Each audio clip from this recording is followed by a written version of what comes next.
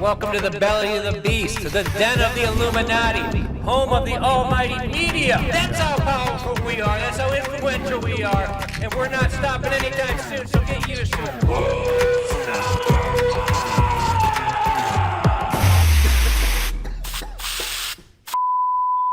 This is the Black Ops division of Flow Sports. We're dropping nuclear bombs today.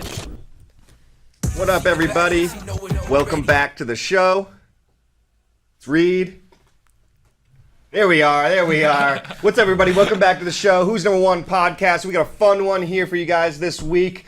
I'm your host, Reed, as always. We got Corey holding it down over there. We got Atlantic City Troy. Is that what you prefer to go by? Yes, please. Atlantic City Troy in the middle here, and then, of course, back down, holding it down on social media, YouTube chat, Discord, whatever you guys want to chat. Connor's your man. Connor Joshin. Connor, how you doing, bro? Man, I'm doing well. We just got off our 4th of July, so, American flags and screaming Did you do anything fun for the 4th of July? No, nothing appropriate for the podcast. Just went on a bender, went out to Las Vegas, did a bunch of crazy stuff you guys wouldn't believe. Did you really? You went to Vegas? No, none of those things were true. It was a much more boring weekend than that. But, you got to lie for the audience as a Hollywood, Does Kentucky likes the 4th of July, I imagine? Big 4th of July folk out there in Kentucky. Yeah, big 4th of July folk. Okay. They fly all kinds of flags. You know how it is? Well, this is a very exciting one. Next week is Who's Number One, Who's Next finale. Got a big event. So this will be our last podcast before we do it. Unfortunately, Hollywood Mike out there, who knows where Hollywood Mike is, but he'll be around next week doing the press conference and doing a whole bunch of fun things. So make sure you guys tune in next week for that. Kyle Chambers versus Isaac Michelle. We're going to find out who wins the show. And, of course, we got Gordon Ryan and Pedro Mourinho on the card. Going to be a killer one. We got a press conference on Wednesday. And the event goes down Thursday night. Starts 7 p.m., I believe, Central Standard Time here in Austin, Texas. You guys are going to want to tune in for this one. It's going to be a lot of fun. But Thursday night, make sure you set your calendars. Make sure everybody knows, all your friends know that this is a Thursday night event. Some fun things to announce here, I believe. We got some good stuff to talk about. Tezos. You guys want to talk about Tezos? Hell yeah. I love Tezos. Big Tezos guys here at this table. Big Tezos guys, of course. Yep. Big supporters. I like Tezos, not Bezos, baby. Let's go. Tezos, not Bezos. As Mike Rakshan coined for us, Tezos, not Bezos. But big sponsors of FloGrappling and Who's Next, the show. These guys have been supporting what we're doing. A lot of fun. They're, if you're a crypto guy, if you're an NFT guy, if you're into this kind of whole space, you need to be looking at Tezos, buying some Tezos coin, doing their whole thing. Whatever. Mixing it up on the blockchain. There you go. Blockchain. I need some more buzzwords. Just get in there and mix it up on the blockchain with Tezos. You know what I'm saying? Thank you. They're leading the front right now. They're cutting edge in the digital space. There you go. So go show them some love. Get on the blockchain. Start writing your mom letters on the blockchain. You know what I'm saying? You can do anything you want on the blockchain these days. So we need you guys as supporters of the show. Go support them. Get on the blockchain. Be a cool kid like us. Get some Tezos. Said it better than myself, Trey. Big blockchain guy. I love the blockchain. Is Trey here, our kind of resident blockchain guy. So he knows all about Tezos, about the NFTs. But if you don't know about this stuff, time to get hip with it. And next week, we're actually going to be giving out some free NFTs on the Who's Next broadcast. Like I said, Thursday night, 7 p.m. Tune in. You guys are going to be able to claim a free NFT. And this is really just the beginning.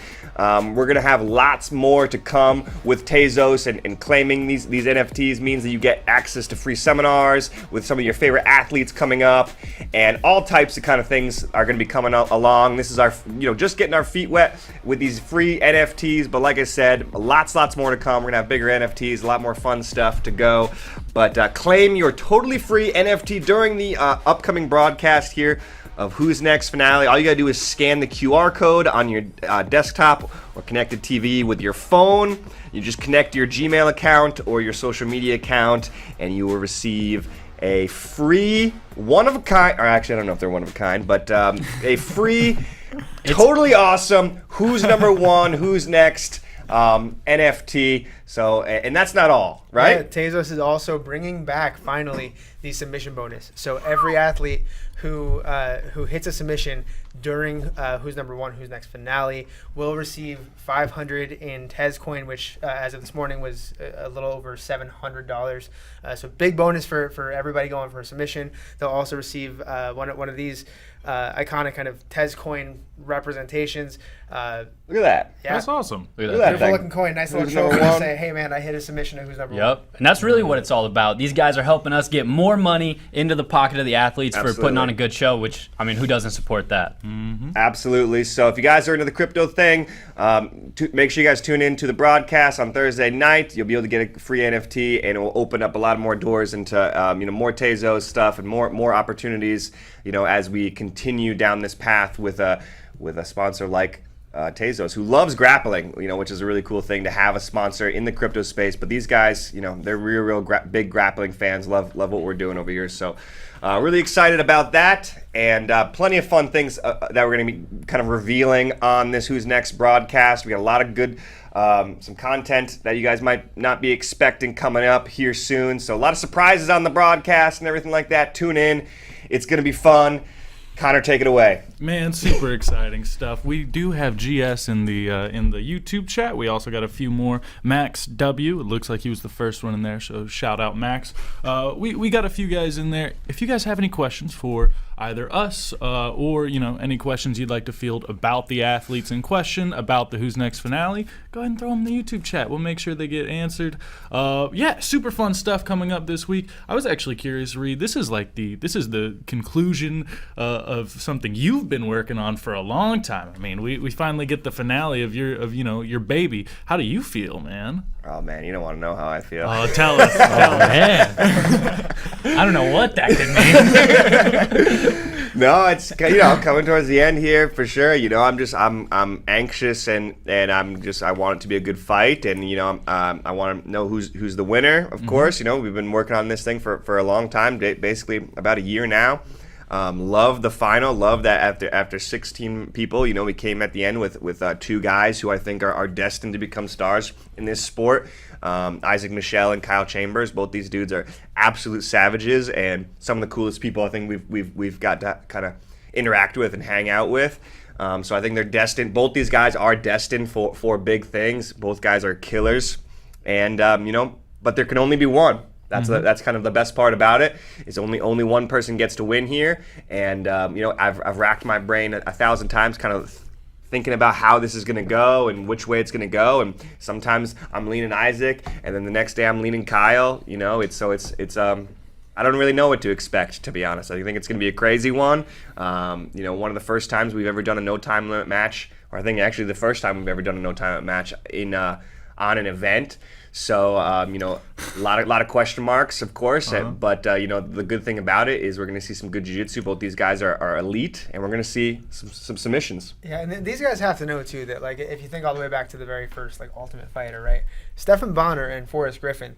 Who remembers who won that match? All you remember is those two guys put it all on the line, and both those guys became megastars. Yeah, and that's all we can hope for, and I'm sure that's all these guys want to deliver for us. Absolutely, excuse me. Yeah, and on the show we harped a lot, and certainly Michael has said it quite a bit, Hollywood Mike, that just being an exciting grappler is more valuable these days than being a winner.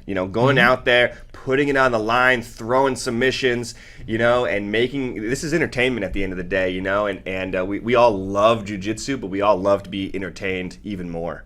So going out there and putting on an entertaining match these days, I think, is way more valuable than just getting a win. Getting a win almost does, unless you win impressively, who cares? What do you think, Trey?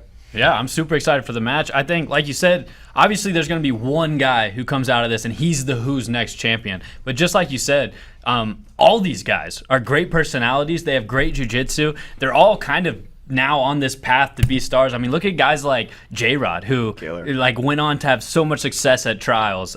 Just tons of guys like that. But quick question for you, Reed, because you were there for all of it. Is there any behind the scenes little story or anything that never made it on the screen, just like a funny thing you saw or something that stands out to you from the process of recording Who's Next? I mean, plenty of funny stories for sure. Hard to think. Anything you can tell us here? Is there something you had in mind? I don't have anything in mind. I'm just curious.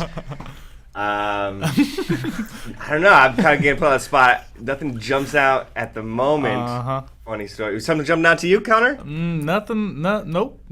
That sounds like Connor has I know. something. It's like Yeah. you guys both are trying to set me up for something. I'm not trying to set you up. I'm just asking. I heard the Who's Next cast had a lot of fun out on the town. I hear that there's some legendary times that some people may not be allowed back in certain places in Austin, which I think we should test that for season 2. I think it was a mistake that when Craig Jones and the whole Who's Next cast went out on the city, we didn't have a camera crew there, which maybe or did we? No, there are some stories that I've been sworn to secrecy so unfortunately can't reveal those ones. Sorry. Okay, fair enough. But if you're in the YouTube chat, feel free to harass Craig Jones' personal Instagram for more stories on Who's Next. I'm sure he'll appreciate Craig's got it. plenty of stories, I'm sure. To tell you from the shoot. It was a crazy one. But we're bringing everybody back. We talked a little bit about last week. Of course, we got J-Rod versus Andy Varela. Corey, I know this is one you're really excited about. You got to go down and visit Andy Varela not too long ago. How's he doing? Man, Andy's training just looked insane. It looked like any top-level room you could expect. And there was so much... it was wrestling, right? But it was like the best wrestle jitsu you've ever seen. It's just like he was all over the guys he was training with, and there were some big names in there. But yeah, he looked ready. He looked prepared, not just for Who's Next, but also for ADCC, which he just got invited to. So there's an extra little, I think, spice on what Andy Varela is doing right now, preparing for this huge match in the Who's Next finale against an ADCC Trials winner, but also preparing for the big show at ADCC. Yeah, Andy was definitely one of the guys at the ADCC trials that I think, impressed us all. Especially he wasn't able to win, he got silver, but in terms of the guys who didn't win, Andy was top of the list as most impressive guys from the entire tournament, I think. What do you think about this J-Rod versus Andy Varela match? I think it's a super interesting dynamic because this is two guys who didn't make it into the house, which is like now it's already kind of they both have this chip on their shoulder, and then J-Rod went on to win trials. Obviously, Andy Varela got second, and then to William Tackett, and then got an invite. So I don't know. I think they have both a lot to prove. I think they're both super exciting. Andy Varela, man, I was just watching his training on our website, some of those rounds you put up, and that dude's a maniac. I would be terrified to roll with Andy Varela. Do we have odds for that match? Yeah, let's pull them up. We got the betting lines for all of the matches coming out. Okay, cool. Andy Varela, funny enough, the underdog here. I guess it makes sense. J-Rod competed bigger at ADCC trials. He won ADCC trials 7 matches in a row by submission. But J-Rod, the favorite at minus 225. Andy, the underdog at slight underdog at plus 185. So yeah, so Jay ended up winning 88, and Andy got silver at 77. So just the weight class below. But Jay is not a big guy. He was undersized at 88, right? I wouldn't be surprised if he could have made 77, no problem. It's true. Yeah. So what are the odds again? Who's the favorite? So J-Rod's the favorite, minus 225. Andy plus 185 underdog. What I think is really interesting here is that the over is really high. The over's a minus 220 favorite over the under. Plus 180. That's time spent on the mat. So over 10 minutes is minus 220. But I have that going by submission, no problem. Really, I think either way somebody wins that match by submission. So I'd put my money on the under 10. That's an interesting one. I'm seeing the other odds on here. You got Tristan and Dan. I'm actually surprised that Andy's the underdog. Honestly, I mean, like. J-Rod obviously had great performances, but Andy's been killing it for a long time. I mean, we just saw him take on, Big Dan. I don't think he got the win on that, but super fun performance. My pick will be for Andy on this one, which is just a little bit surprising. I'm excited to see the matchup though. I like that Mike and Spencer line. Who is Spencer? Yeah, otherwise known as Surat, of course. And this is an interesting one, Tristan versus Big Dan, man. Big Dan has obviously come on so strong since the show and has really put on a lot of great performances, I think, since the show. But still a little surprised to see him, such a big favorite there. I think that's a little bit of a surprise. At Daisy Fresh before, where Tristan trains sometimes, obviously, man, I've watched him have some wars with people like Jacob Couch and Andrew Wiltsey. So, I mean, Tristan Overig is no joke. I think this is going to be two big boys like throwing down. We might have to like pad the mats or something. They might just break the stage. I don't know. I'm really surprised by the over/under here too, because Big Dan in his first match on Who's Next, he finished in under 30 seconds, right? Yeah. But Tristan had a 3-hour match. Yeah, how about that? So for this to be listed as under 10 being the favorite is really not I think saying enough about how good Tristan is as a kind of A, defensive, but B, just survivalist. Like how good he is at surviving and putting the pressure on. And I think this is maybe overlooking just how good Tristan is.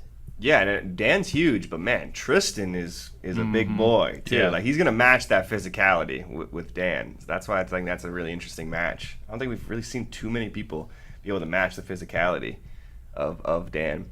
But let's take a look at the other some of the other odds too. Maybe we take up the Isaac versus Kyle and Gordon versus Pedro odds. Are they on the same? Yeah, cool. We're all okay. Cool. This is a great slide here. 3 big matches: Renee Souza versus Andrew Tackett, 2 blue team members, 2 guys who are actually roommates on the show. A lot of this, I think, match caught some people off guard. Of course, the big match on the card we just announced today that it's yesterday Heavyweight title. for the heavyweight title. Pedro Mourinho versus Gordon Ryan. That's a great one too. And then of course Isaac versus Kyle. So let's break this down a little bit, Corey.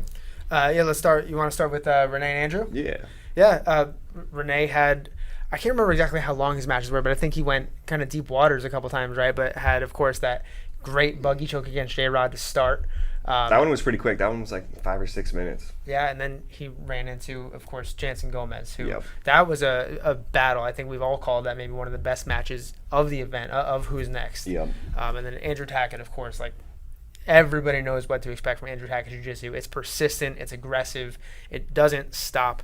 I imagine that's why the odds makers here have him as the favorite, but don't count Renee out either. He's tricky. He's got a lot up his sleeve. Mm-hmm. Do you guys think in the show we saw Andrew Tackett using a lot of mind games leading up to most of his matchups, and even when we saw Renee versus Jansen, it seemed like Jansen's heavy collar ties, etc., got a little bit under Renee's skin during the match, and I can only imagine that Tackett has to kind of take note of that and go, ooh, maybe he reacts a little bit different. Maybe that kind of psychological warfare will be effective here.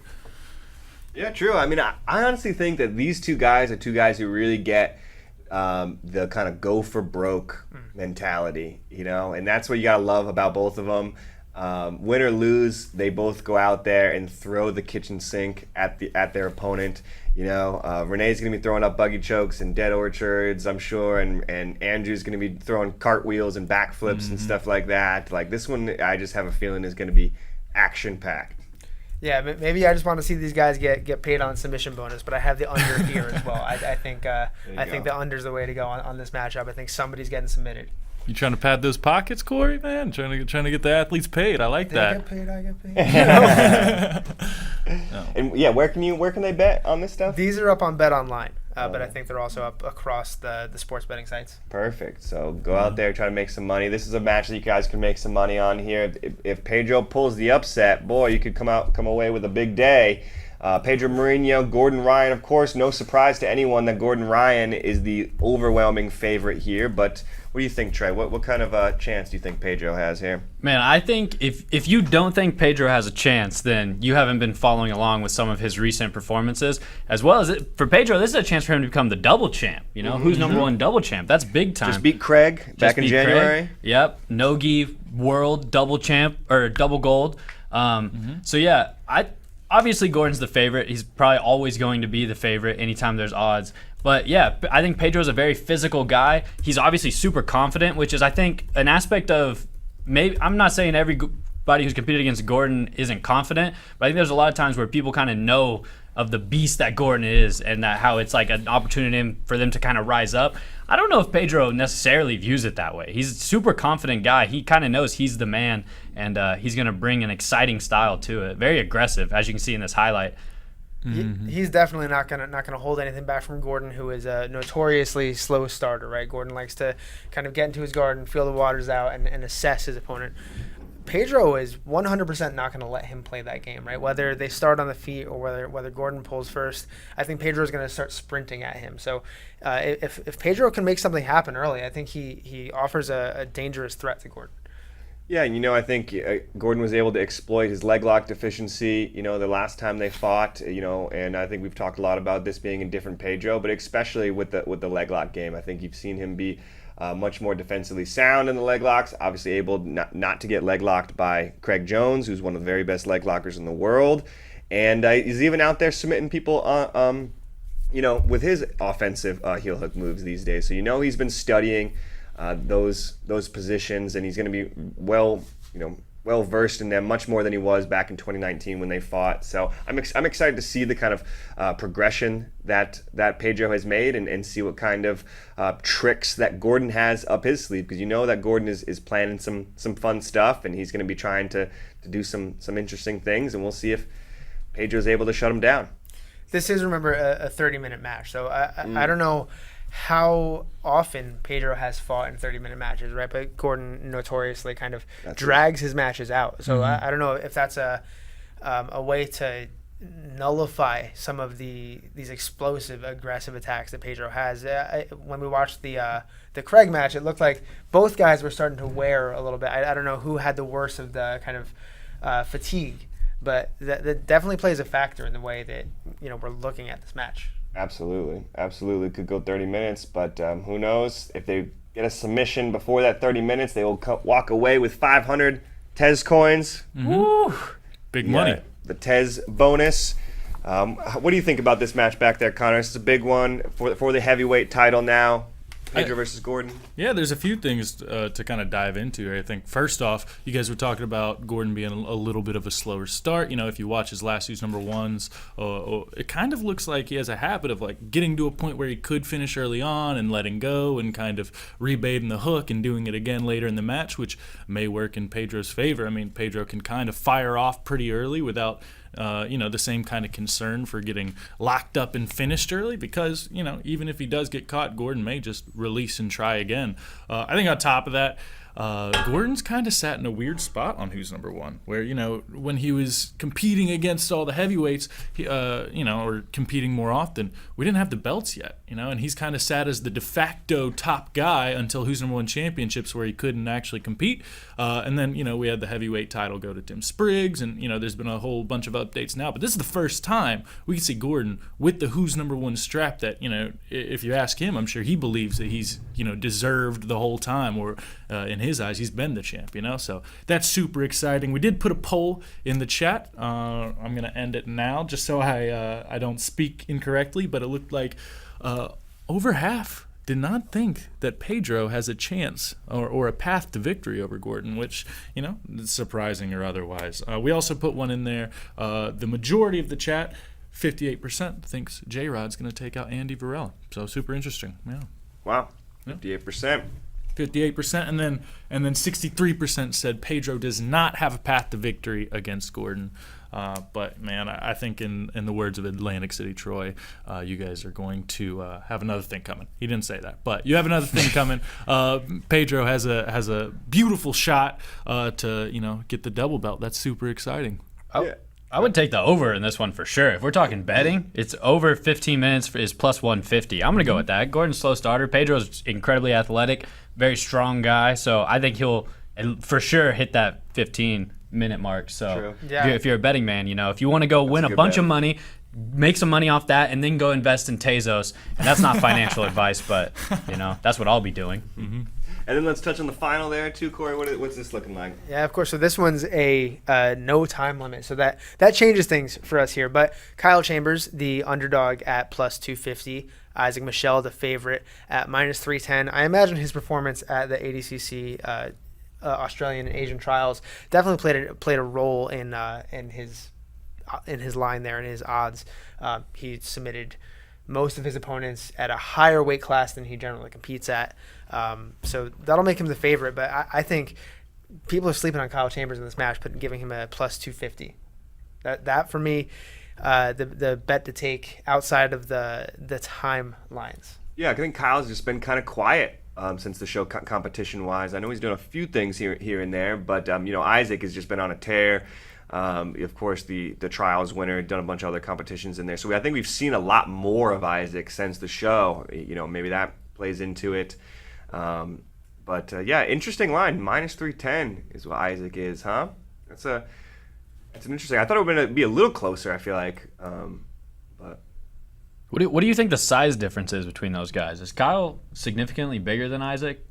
I think he'll be a little bit bigger than Isaac, but I don't think significantly bigger. I think Isaac's gotten quite beefier since the show as well. He's had some time to just do nothing but train and lift and stuff. So I think I've seen Isaac getting big too. He's definitely he's filling out. But last time I saw Kyle, he did look pretty large as well. So I think these guys definitely are trying to kind of bulk up a little bit. I don't think Kyle will be significantly bigger though. What was the longest match we saw from Isaac during the show? Did he break the hour mark? He had No. the 45-minute match against Mike, right? Against Adam. Against Adam. Only 2 matches broke the hour mark, and Kyle Chambers had one of them, and then Tristan Adam was the other one. Isaac's longest match was a 45-minute match. So, there are 2 timelines here, right? Over 30 minutes is plus 200, the underdog. Under 30, minus 260. Do you think there's a difference in who wins based on how long this match goes? I think you'd have to say that it maybe favors Kyle the longer it goes, just because how comfortable Kyle is in those bad positions. The 10th Planet's kind of system, that's what they do at 10th Planet is they put themselves in those bad positions, the EBI overtimes. So I think Kyle will be more comfortable in bad positions than Isaac will. So maybe you have to favor Kyle the longer it goes, I feel like. What do you guys think? That's some parlay advice for you guys out there. If you want to double up, right? Take Kyle over 30 if you think that's his best route to win. Yeah. Oh. I put myself in bad positions all the time. It has nothing to do with EBI overtime. It's just my jiu-jitsu. Just how jiu-jitsu goes. For sure. If you're not putting yourself in bad positions, then you're not doing it right. Totally on purpose, by the way. Well. We did have a question in the chat for you. It seems like some of the people in the chat, specifically GS, Texas Zombie, shout out my boys, they're going to be showing up to ADCC, and they're curious where the after party is. Are we gonna get a Who's Number One podcast audience after party? Is that something we can put together? Reed's room. Yep. He's staying at the Motel 8 off the strip, room 723. Way off the strip. Way off. You're gonna have to. Yep. Oh, I'm sure, man. If you guys are out in Vegas, September 16th, 17th, 18th, around that time, I have a feeling there's going to be some after parties. I don't know the details yet, but I'm sure that's going to be a crazy weekend for sure. Mm-hmm. And if you don't come find us to say what's up, you're dead to us. If you're in the chat and you don't say what's up, don't even bother coming back. Yeah. Hot. Lock of the week. That's the lock. You better show up. Show us your nice little NFT that you can download during the Who's Next finale. There you go. That's your ticket in. Yeah. Show us proof of that, and we'll give you a high five. All right, everybody. That's pretty much it, I think, for the Who's Number One podcast this week. Corey, anything else you wanted to say? Trey? No, I hope Get down to brass I hope tacks. Positive Mike's out there. He had some news that there was people spreading bad energy, so he had to go out, give some hugs and kisses to everyone out Is there. that what happened? Spread Okay. some positivity. Yep. So he's doing that right now. He's on a But mission. yeah, that was all the brass tacks I had. Spreading the positivity. Much love to everybody. Connor? Man, keep tuned to the Instagram. Keep tuned to the newsletter. We're gonna have more cool Tazo stuff coming your way. We're gonna have more Who's Next stuff coming your way. And this is a great few months for grappling. Just keep your eyes on us. I don't know if you guys could tell that I'm just not much of a crypto NFT guy, but I'm learning. I'm learning a lot. learning. A lot about Tezos has been great. They've been teaching me and everybody. So I'm on my way to becoming a crypto guy. That's right. Learning and making money while doing it. That's what Exactly. it's all about. That's Investing, crypto money. 101. So there you go. That could be you very soon. Thanks everybody for watching. Next week, Thursday, 7 p.m. Make sure you guys tune in. FloGrappling. We got the Who's Next finale. We're going to find out who is the first ever Who's Next champion. And we are also going to be finding out who is the Who's #1 heavyweight champion. Is it going to be Pedro Mourinho or Gordon Ryan? Tune in Thursday, 7 p.m. right here on FloGrappling to find out. And we'll see you guys next week. Peace.